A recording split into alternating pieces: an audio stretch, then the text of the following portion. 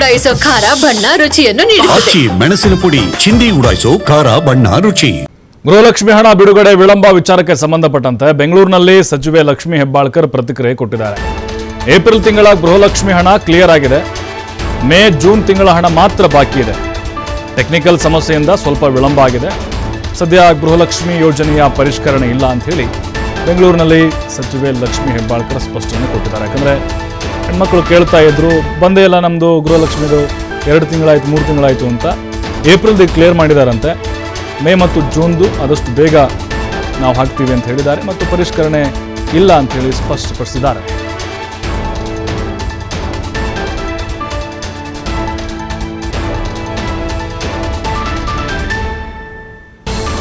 ರಾಜ್ಯದ ಮಹಿಳೆಯರು ಕೇಳ್ತಾ ಇದ್ರು, ಗೃಹಲಕ್ಷ್ಮಿ ಹಣ ವಿಳಂಬ ಆಗ್ತಾ ಇದೆ ಅಂತೇಳಿ ಆಕ್ರೋಶ ಕೂಡ ಹೊರಹಾಕ್ತಾ ಇದ್ರು. ಕೆಲವೊಬ್ರು ಹೆಂಗೆ ಮಾತಾಡ್ಕೊಳ್ತಿದ್ರು ಅಂತ ಹೇಳಿದ್ರೆ, ಗೃಹಲಕ್ಷ್ಮಿ ಹಣ ಮುಗಿದೇ ಹೋಯ್ತಾ, ಹಂಗಾರೆ ಅದು ಯೋಜನೆ ಮುಗಿತಾ, ಈ ರೀತಿ ಮಾತಾಡ್ಕೊಳ್ಳೋಕೆ ಶುರು ಮಾಡಿಬಿಟ್ರು.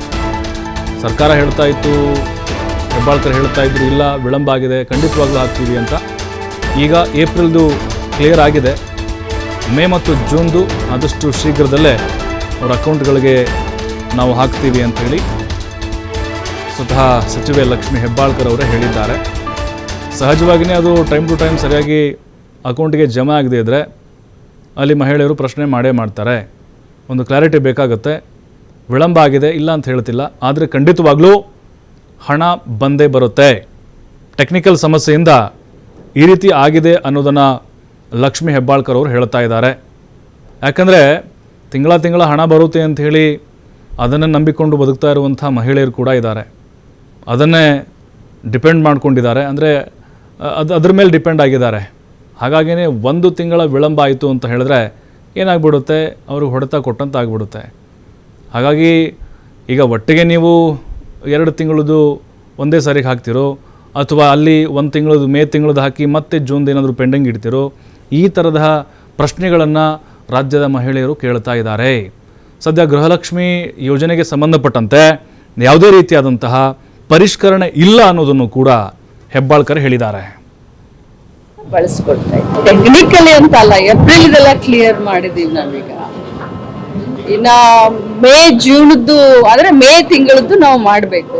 ನಮಗೆ ಪ್ರತಿ ತಿಂಗಳು ಫೈನಾನ್ಸ್ ಡಿಪಾರ್ಟ್ಮೆಂಟ್ನಿಂದ ಮುಂಚೆ 1-2 ತಿಂಗಳು ಹೆಚ್ಚು ಕಡಿಮೆ ಆಯಿತು, ಇಲ್ಲ ಅಂತ ಇಲ್ಲ. ಬಟ್ ಈಗ ರೆಗ್ಯುಲರ್ ಆಗಿ ಫೈನಾನ್ಸ್ ಡಿಪಾರ್ಟ್ಮೆಂಟ್ನಿಂದ ನಮ್ಮ ಇಲಾಖೆಗೆ ಹಣ ಬಿಡುಗಡೆ ಆಗ್ತಾ ಇದೆ.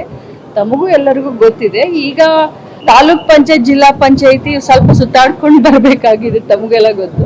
ಸೊ ಅದಕ್ಕೆ ಒಂದು 1 ವೀಕ್ 2 ವೀಕ್ ಡಿಲೇ ಆಗಿರ್ಬೋದು ಅಷ್ಟೇ. ಬಟ್ ರೆಗ್ಯುಲರ್ ಆಗಿ ಗೃಹಲಕ್ಷ್ಮಿ ಅಕೌಂಟ್ಗೆ ಫೈನಾನ್ಸ್ ಡಿಪಾರ್ಟ್ಮೆಂಟ್ ದುಡ್ಡು ಕೊಡ್ತಾ ಇದೆ. ಮುಖ್ಯಮಂತ್ರಿ ಅವರಿಗೆ ಅದ್ರ ಬಗ್ಗೆ ಕಾಳಜಿ ಇದೆ. ಸೊ ಯಾವುದೇ ಕಂತನ ತಡೆಯುವಂತ ಪ್ರಮಾಣ, ಇಂತಿಷ್ಟು ಖರ್ಚನ್ನ ನಾವು ಜಿಲ್ಲಾ ಪಂಚಾಯತಿ ಮುಖಾಂತರ ತಾಲೂಕ್ ಪಂಚಾಯತಿ ಮುಖಾಂತರ ಮಾಡಬೇಕು ಅಂತ ಹೇಳಿ ಕೇಂದ್ರ ಸರ್ಕಾರದ ಒಂದು ಸುತ್ತೋಲೆ ಇದೆ. ಸೊ ಆ ಸುತ್ತೋಲೆ ಪ್ರಕಾರ ಸ್ವಲ್ಪ ನಾವೀಗ ತಾಲೂಕ್ ಪಂಚಾಯತ್ ಜಿಲ್ಲಾ ಪಂಚಾಯತ್ ಕೂಡ ಅಂದ್ರೆ ಇನ್ನೊಂದು ಸ್ವಲ್ಪ ಸರಳ ಆಗಲಿ ಅಂತ ಬಳಸ್ಕೊಡ್ತಾ ಇದ್ದೀವಿ. ಟೆಕ್ನಿಕಲಿ ಅಂತ ಅಲ್ಲ, ಏಪ್ರಿಲ್ ಇದೆಲ್ಲ ಕ್ಲಿಯರ್ ಮಾಡಿದೀವಿ ನಾವೀಗ.